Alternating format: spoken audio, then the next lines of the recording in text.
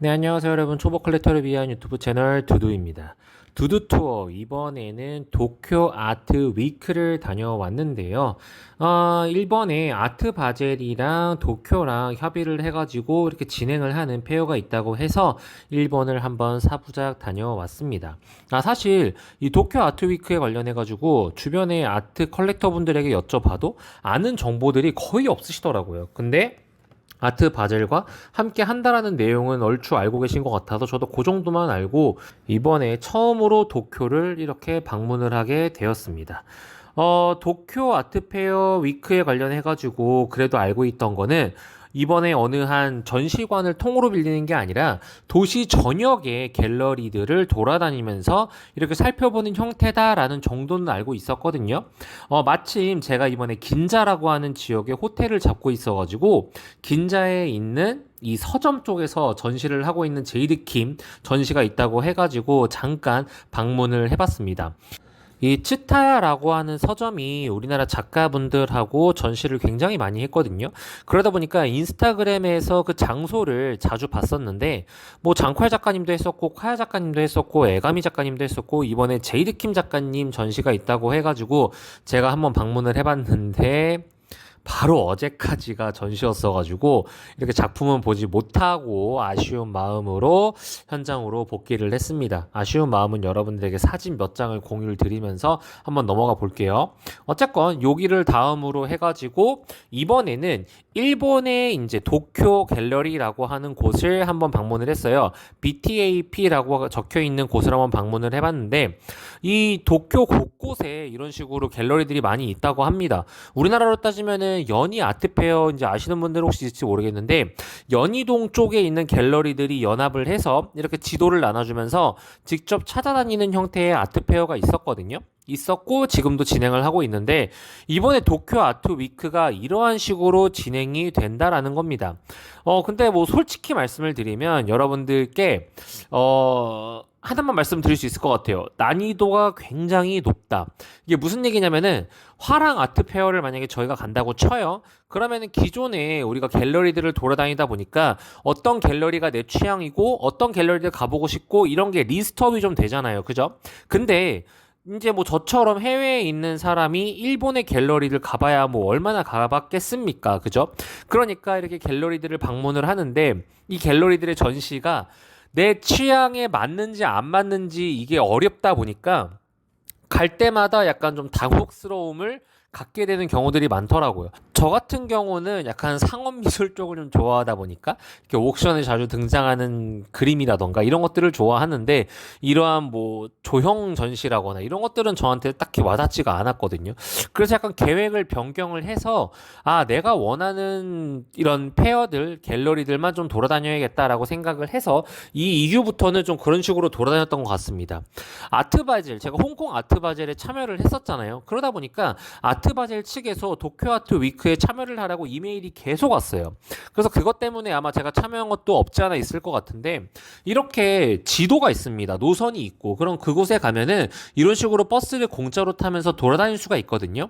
그래서 뭐 교통비는 들진 않았는데 아까 말씀드린 것처럼 내가 원하고 내가 희망하는 쪽을 가야겠다라고 생각을 했기 때문에 이번에는 도쿄 모던 뮤지엄을 제가 방문을 했습니다.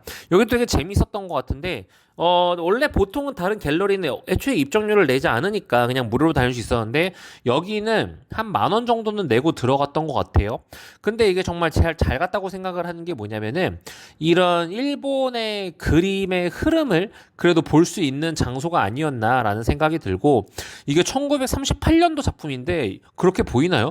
요즘 작품처럼 보이지 않나요? 약간 유영국 작가님의 예전 작품을 봤을 때 되게 트렌디하다라는 느낌을 느꼈는데 저 작품이 약간 그랬던 것 같고 그 외에도 정말 다양한 작품들이 이번 미술관에 되게 많았습니다. 여기는 경치 좋은 방이라고 하는 이름으로 되어 있는 곳인데 한번 여러분들 보시라고 잠깐 한번 넣어봤습니다.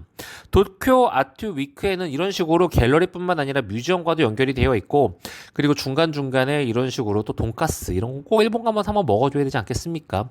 여기도 한번 먹어봤고요. 나중에 뭐 정보 필요하신 분들은 따로 연락 주시면은 제가 말씀드릴게요.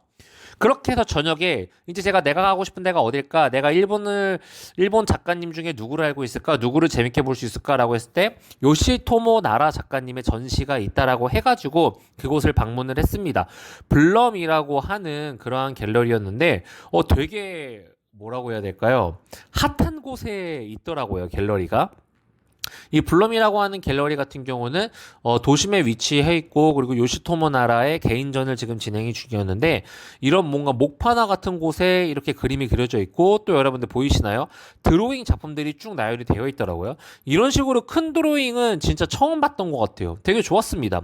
근데 가격은 보통이 아니더라고요. 11만 불, 18만 불 정도였던 것 같고 이 나무에 그려진 작품은 110만 불이었습니다.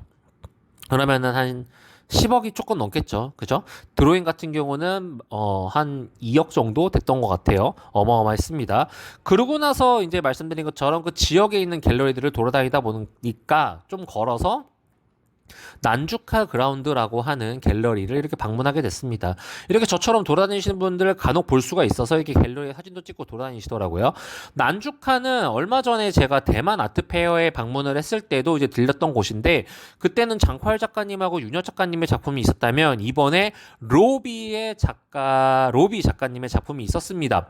로비 작가님이라고 하면은 우리나라 가나 아트랑도 함께 협업해가지고 전시를 했던 그러한 작가인데 예전에는 약간 그래도 귀염뽀짝한 그림들이 많았는데 이번에는 약간 좀 심오하고 어떤 분들이 봤을 때는 약간 좀 매운맛, 좀 센 맛의 작품들도 좀 있었던 것 같아요. 근데 이게 작품이 되게 크잖아요. 제일 작은 게 한 100호 정도 됐던 것 같아요. 근데 1층과 2층 전시가 이루어졌는데 다 솔드아웃이었습니다. 이 큰 작품들이 다 솔드아웃이 되었다라는 게 진짜 이 로비 작가님의 파워가 대단하다라고 생각이 드는데 이거를 제가 오픈방에다가 공유를 드렸어요. 이제 계신 분들에게 그랬더니 호불호가 갈리긴 하더라고요. 근데 의외로 많은 분들이 저는 좀 불호가 많을 거라고 생각을 했는데 로비 작가님의 초기 마음으로 돌아갔다라고 하면서 호를 내비친 분들이 생각보다 많았습니다. 그리고 드로잉 작품들도 있었는데 한 350만 원, 400만 원 정도 되는 작품이 그래도 한 작품 정도, 두 작품 정도 남아 있었던 것 같고요.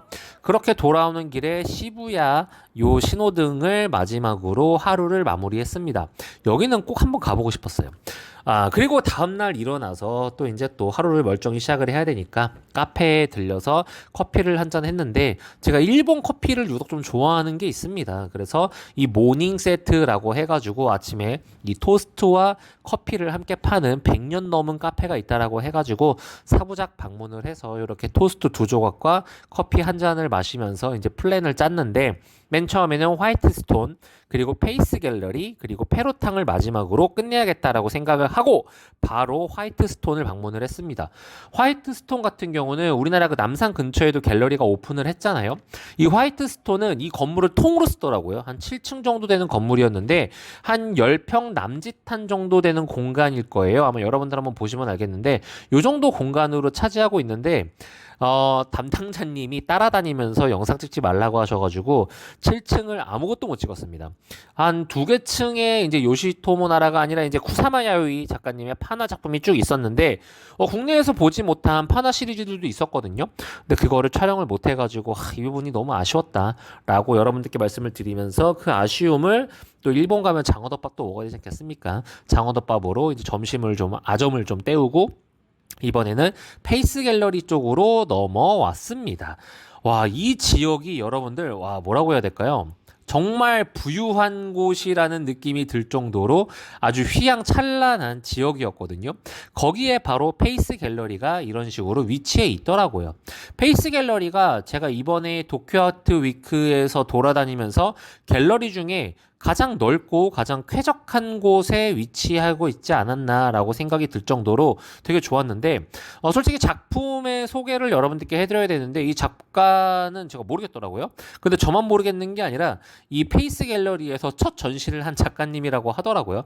그래서 많은 분들이 그냥 보러 온 그러한 느낌이었고 1층에 이렇게 전시가 되어 있었고 또 2층으로 올라가면은 2층에도 굉장히 넓은 지역으로 페이스 갤러리가 또 이렇게 위치해 있었습니다. 없습니다.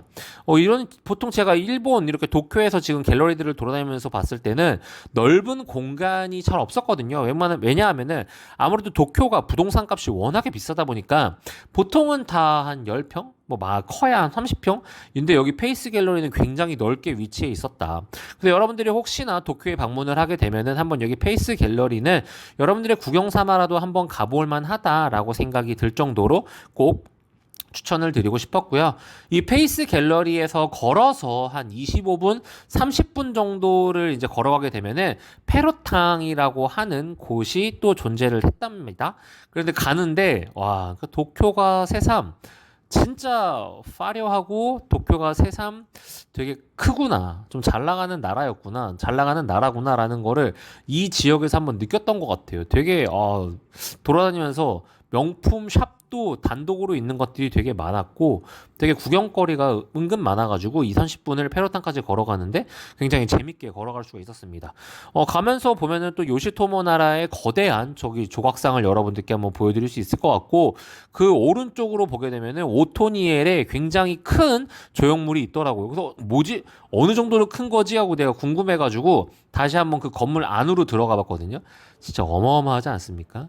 오토니엘의 이 정도 크기의 조형물이라고 하면 정말 기가 막히고 코가 막히는 것 같습니다. 그래서 재밌게 구경을 하고 본격적으로 이제 한 2, 30분 걸어서 페로탕에 이제 도착을 했는데 이 건물에는 페로탕도 있고 뭐 사치 갤러리도 있고 뭐 여러 가지가 있죠. 제가 여기는 예전에 한번 일본 방문했을 때 여러분들께 영상으로 올려드린 적이 있는데 왼쪽에는 페로탕 갤러리가 있고 오른쪽엔 페로탕 스토어가 있는데 제가 이번에 굉장히 럭키였던 게 뭐였냐면은 저번에 방문을 했을 때도 페로탕 스토어에서 이배 작가님의 사인 포스터가 있냐라고 한번 여쭤봤던 적이 있었어요. 근데 그때는 당연히 솔드아웃이었었던 상황이어서 없다고 이제 말씀을 주셨는데 이번에 가서 여쭤봤거든요. 근데 있다는 겁니다. 각 지역에 남아있던 그러한 여유분, 이제 각각 지역에 솔드아웃이 따로 날 거 아니에요? 근데 남아있던 한 5점이 이번에 들어왔다고 해가지고 이배 작가님 블로부터 사인 포스터를 제가 하나 구매할 수가 있었습니다. 굉장히 운이 좋았죠. 뿐만 아니라 이 페로탕을 끝나고 이제 집으로 돌아가면서 이제 그 돈키호테를 들렸는데 쿠사마 야유이의 와인도 제가 찾았다라는 거 아니겠습니까? 그걸 찾겠다고 진짜 여행 갈 때마다 면세점을 들려서 제가 힘들게 항상 알아봤었는데 이번에 구매했다라는 거. 어쨌건 1박 2일의 도쿄 아트 위크를 제가 이렇게 돌아다녀 봤는데 1박 2일 다녀올 만 하고요. 뭐 정말 재밌게 봤던 것 같습니다. 뭐 궁금한 점 있으시면 댓글 달아주시면은 제가 답변 드릴 테니까 재밌게 봐주셔서 감사드리고 구독과 좋아요 부탁드리겠습니다. 여러분들 끝!